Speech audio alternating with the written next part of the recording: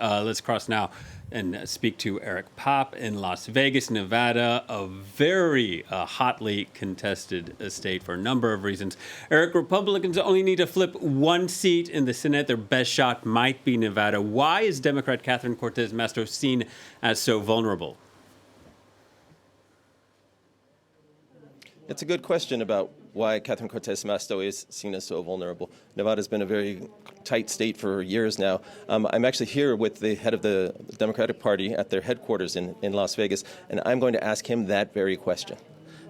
Matt Finkel, could you tell us the answer to that question? Well, Nevada is a very unique state. So we've been working really hard in these last 100 days to make sure we turn out the vote because Nevada is a turnout state. This is where we have to do everything. We have to knock on every single door, make every single phone call we possibly can, and send as many texts as possible because Nevadans need to know who they're voting for and why. What is it about Nevada that has us? It's about an hour and a half, well, depending on where you are, half an hour or an hour and a half before the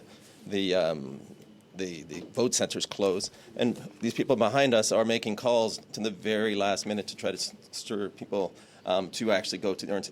Could it be that close that matters? Absolutely. Right now, the margin is razor thin in Nevada.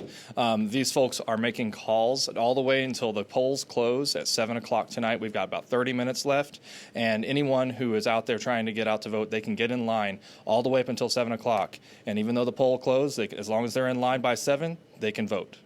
Isn't it a wild situation where the control of the U.S. Senate could be in the balance and people are still making calls for something as small as that?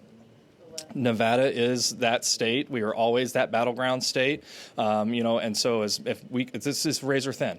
These margins are so small that right now, if we can turn out just every single last voter we possibly can in these last 30 minutes to get them in line in the polls, we could pull this out and win it and make sure that we bring Catherine Cortez Masto back to the Senate.